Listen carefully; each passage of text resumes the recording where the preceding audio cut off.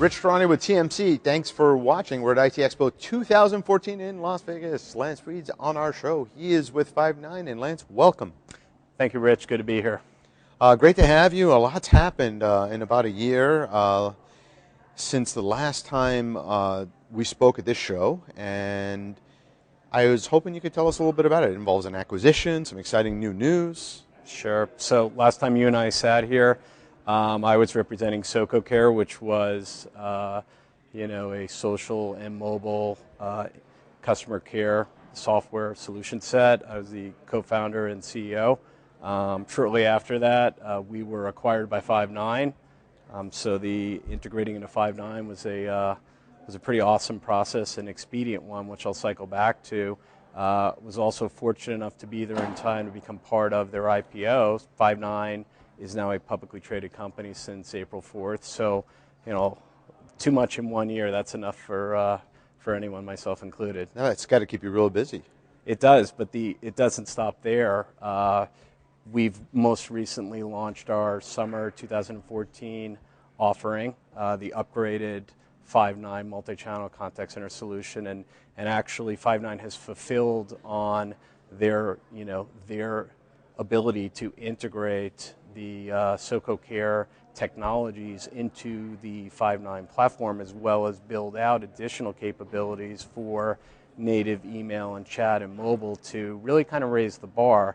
I think some of the secret sauce within the SocoCare solution set was really an underlying infrastructure technology, which now has been rebranded and purposed under the name and brand Five9 Connect.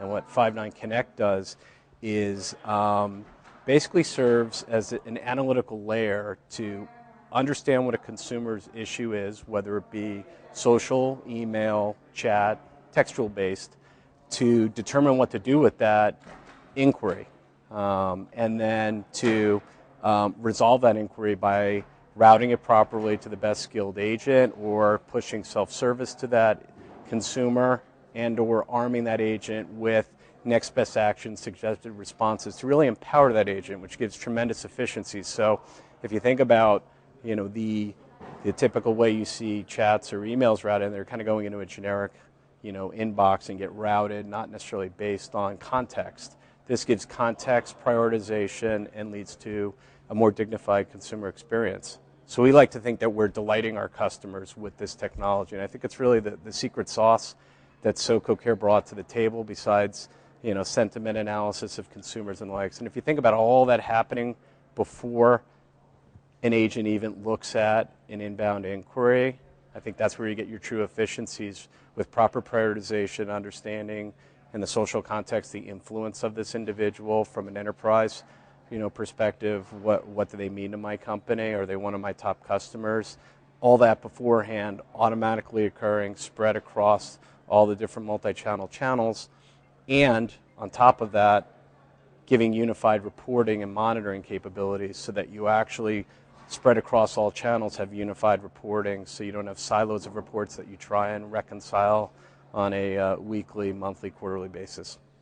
It's interesting when you talk about prioritization of customers and whether someone's a really good customer. It seems almost as important that they are an average customer, or they just happen to have 30,000 Twitter followers.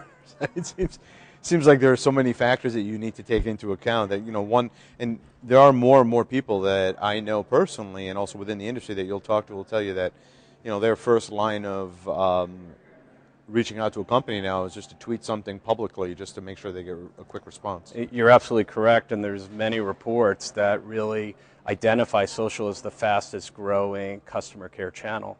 And if you really think about the new generation of consumers, you need to look no further than at the dinner table if you have kids, and you're going to see them texting across the table to each other, and you're going to recognize very quickly that they're going to reach out through social, then they'll move on to a text channel such as chat.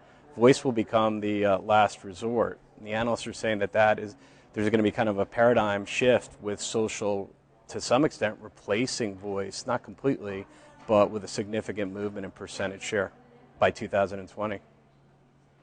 Yeah, it's fascinating. The few times that I've used it, I've seemed to always escalate to voice for me, but sometimes you don't have as easy access to the right individual or department within an organization via the phone. You just can't necessarily navigate the IVR menu or the ACD menu the way you'd like to, and sometimes Twitter just gets you, just a direct tweet to a corporate handle will get you to the right department really quickly. They'll give you a name, they're like, okay, here, talk to this person, almost instantaneously.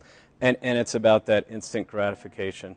I mean, the stats are out there, but the technology such as what SocoCare brought to the table really takes it to more than just someone going to a corporately managed location, but they can go out in their Facebook, Twitter, and other areas, YouTube, and the likes, and talk about a company and experience they had, and have that company immediately recognize who they are, how they interact with the company, what they've said previously about the company, and be able to reach out real time.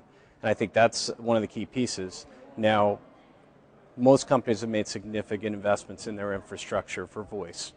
And I think the industry at large recognizes that. What we're seeing in the market still, just like when email and chat were launched, is enterprises buying a standalone solution initially for social for customer care, because the heritage of social has been always marketing. But now that there's all these inquiries, marketing is now pushing that off to customer care. I think the unique value proposition of Five9, besides really raising the bar and reestablishing what a world-class hosted contact center solution is for voice and multimedia, is the fact that we also have a multimedia standalone solution focused on social, but also allowing for chat and email, so that if an enterprise wants to have real powerful social engagement and analytics and other multimedia with unified monitoring reporting, and eventually think about moving their voice to the cloud, Five9 is future-proofing them. If you use the Five9 SocoCare solution set, you can use all of those great powers of social that SocoCare brought to the table, and also add in chat and email. And then when you're ready to sunset your CPE deployment of a voice solution, you just have to add in one more capability. So I think it's a great position in the market and a unique one, and that was one of the things that was really fulfilled by Five9 is repositioning the company from a very strong blended inbound outbound voice platform with partner vendors for email and chat, to making that all native, adding in this infrastructure layer of analytical intelligence, and really positioning this at a very affordable price point that can very quickly be deployed. We're seeing good results with it. That's great. What else should we know? I think, besides what has been stated in our earnings call very recently, we are focused now on international expansion. There'll be some activity later this year and some announcements. We were also very focused on building out our ecosystem, our partner eco program. So, we're aggressively pursuing both of those areas, and but never losing sight of delighting our customers. Because if we can delight our customers, they can delight their consumer customer base, which is the win-win-win that we look for. That's great. Well, thanks for being on the program. Rich, thank you. Great seeing you again.